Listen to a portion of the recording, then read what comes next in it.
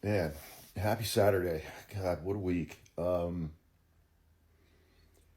my brother and I did our trip to Nashville last weekend. And then I started this week off with Curtis Yarvin. Did a podcast about that. I still have to do a part two. And then on Monday, Trump's giving Elon Musk a golden key in the Oval Office. And then they crashed out. And so we've had a couple of days of them just tearing each other to pieces, which is fun to watch, but I think it's incredibly dangerous. And then yesterday, uh, the Supreme Court decided to give Doge access to all of the data held by the Social Security Administration, a fake agency that was not created by Congress, not funded by any government funding in any spending bill that's been passed. Nobody involved in that organization has been Senate confirmed or questioned before a House or Senate committee. And the Supreme Court just gave them the last chunk of our data that they didn't already have. And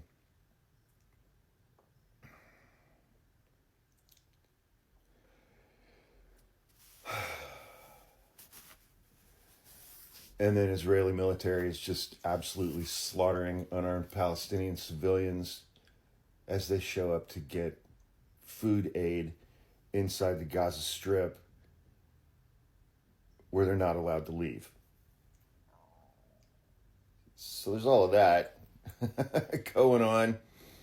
And, and this week I had men's group and I had therapy yesterday as well.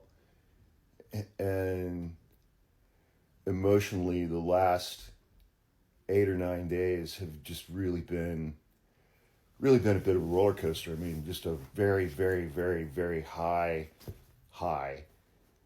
last a week ago Thursday when my brother and I were in Nashville for the Bulwark event. We got to hang out with those guys, and just what an amazing trip and an amazing experience. And just trying to kind of integrate that reality in my world now. It's unfamiliar and it's at times very uncomfortable, but also fascinating and feels good and is fun.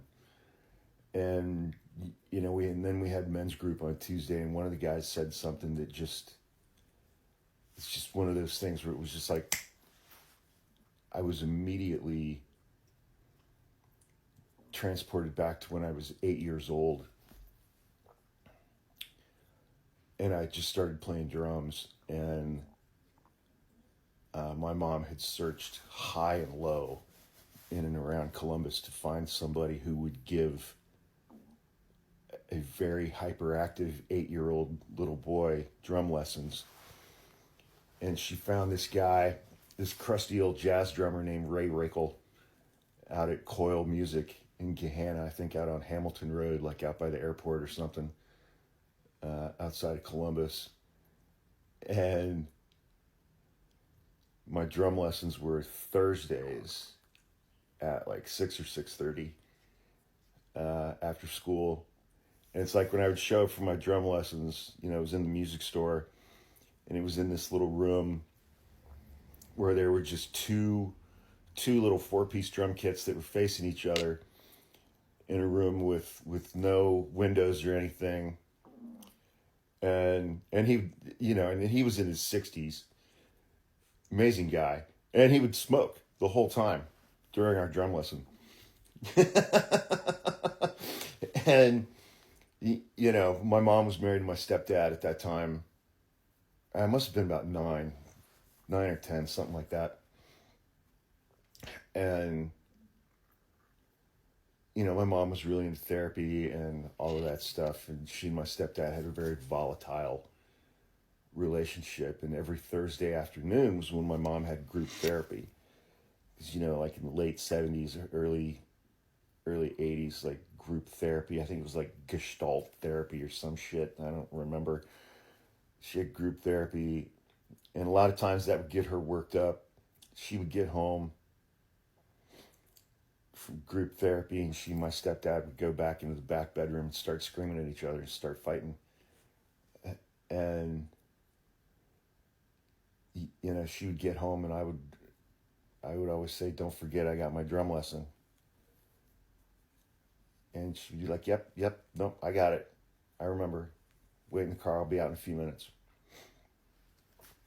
And probably 40% of the time, I would go out, I would get in the car, and I would wait. And the time for my drum lesson would just pass. And she would still be in the back bedroom with my stepdad, fighting over whatever happened in therapy that day. And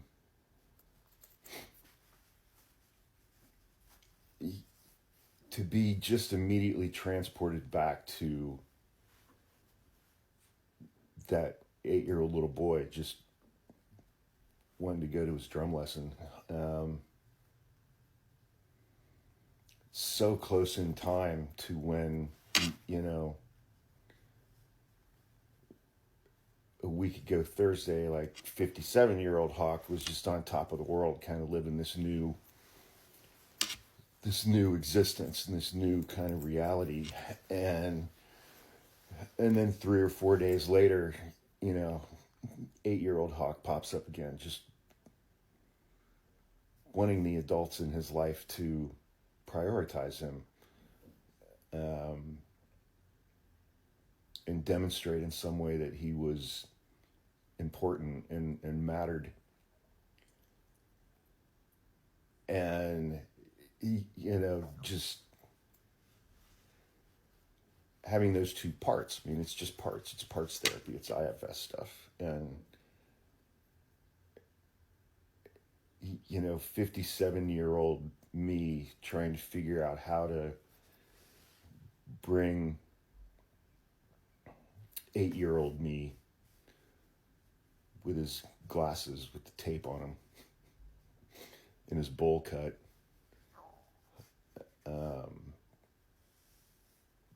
how to bring him into where I am now. And then I had therapy yesterday, and I mean, I'm so incredibly fortunate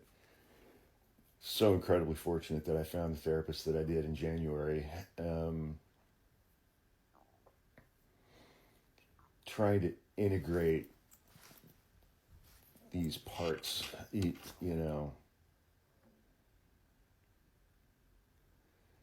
and just seeing that 8-year-old little boy and being that 8-year-old little boy again and feeling everything that 8-year-old little boy felt back then. And it was just like a light switch when it happened Tuesday night. I mean, it just was in an instant,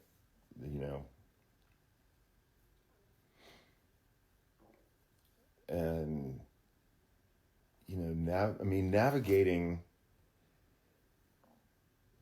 trauma and PTSD and history and families and parts and just myself at these different ages and points and times. I mean, let alone, 15-year-old Hawk. Jesus Christ. Still have to spend some time with him. That stuff is hard enough when everything in the world is more or less okay. And then it's like we're all being traumatized every single day by what's happening in this country. And so it's like trying to deal with past trauma while we're all getting new trauma every single day is overwhelming at times. And Jesus, it's exhausting. It is just absolutely exhausting. Oh. Try to take care of your mental health. Be safe this weekend. Stay out of trouble.